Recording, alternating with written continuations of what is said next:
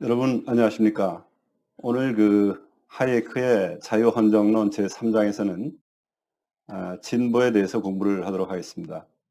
이 진보라는 말을 여러분들 많이 쓰고 계시죠?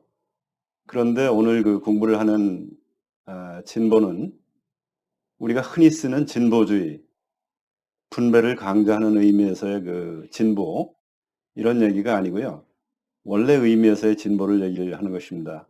새로운 지식을 창출한다라든지 우리가 어떤 기업체에서 혁신을 이룬다라든지 이런 것이 일종의 문명을 창조하는 힘으로서의 진보죠. 프로그레스. 에, 어떻게 보면은 이제 이 사회주의 하는 사람들이 이 본연의 의미의 이 혁신, 이런 진보라는 그 단어를 자기들의 이념적인 측면의 진보주의에다가 갖다 쓰면서 언어상의 어떤 혼란을 오랫동안 일으켰기 때문에 이 진보라는 말이 우리한테 주는 그 이미지가 본연의 의미의 진보라는 말을 갖다 이렇게 정의를 해야 될 정도로 좀 오용이 됐다, 이렇게 볼 수도 있겠습니다.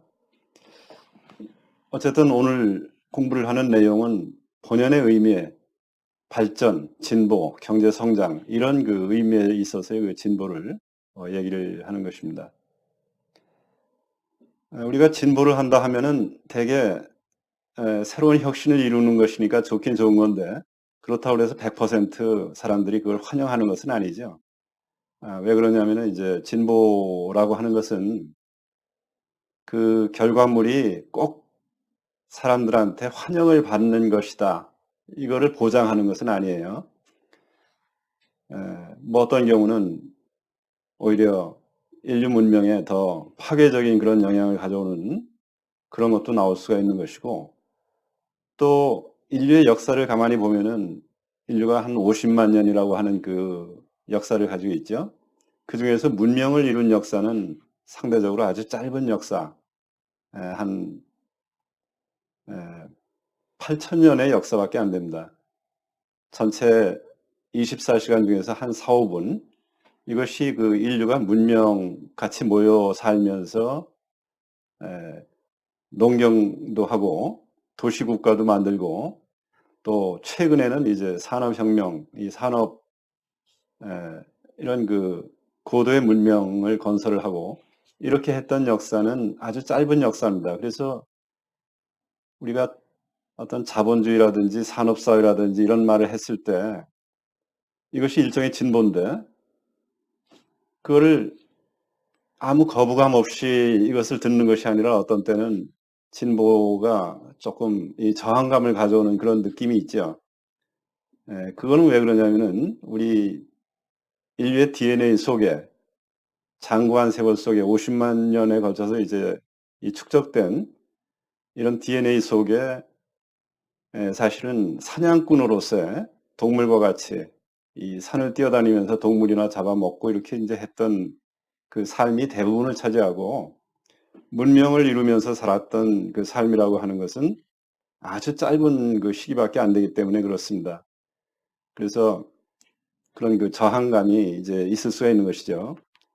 근데 사람은 진보를 하면서 살 수밖에 없는데, 왜냐하면 그 진보라고 하는 과정 자체가 우리한테 의미가 있는 것이고, 우리가 열심히 산다라고 하는 것은 어떻게 보면은 진보, 혁신을 이루는 삶이다. 거꾸로 얘기하면 이제 그렇게 볼 수도 있을 정도로 그 과정 자체가 이제 중요한 것이죠. 그것이 우리한테 기쁨을 갖다 주는 것이고, 에, 개인적으로도 그렇지만 이 진보라고 하는 이것이 사회적인 측면에서 봤을 때 이 사회 전체가 발전을 하고 있다, 진보를 하고 있다 했을 때는 이 사회 구성원들이 에, 마음이 따뜻하고 뭔가 이렇게 그 여유가 있어지고 이렇게 되는 걸 알 수 있습니다.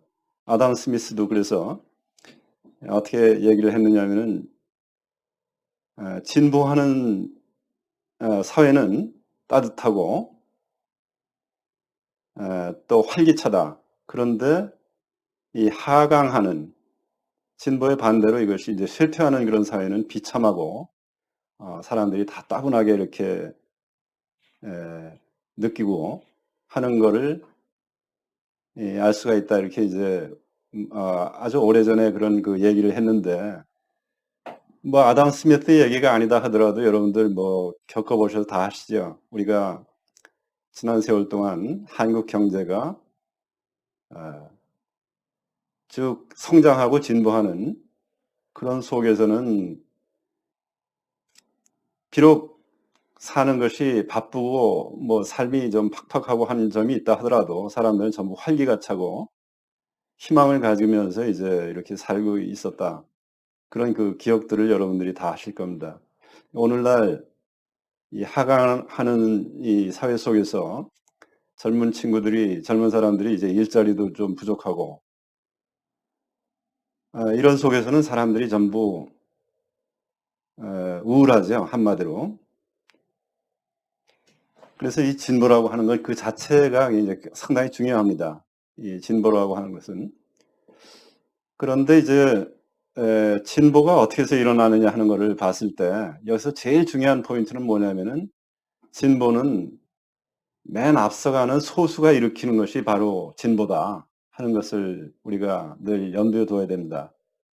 마치 이 철새가 비행을 할 때 보면은 맨 앞에 이 선두주자가 있죠. 선두 맨 앞에 이제 날갯짓을 하는 그 리더가 있는데 에, 그거와 이제 유사한 그런 형태로 우리가 문명 사회를 만드는 이런 진보도 맨 앞서가는 선두 그룹이 있어야 됩니다.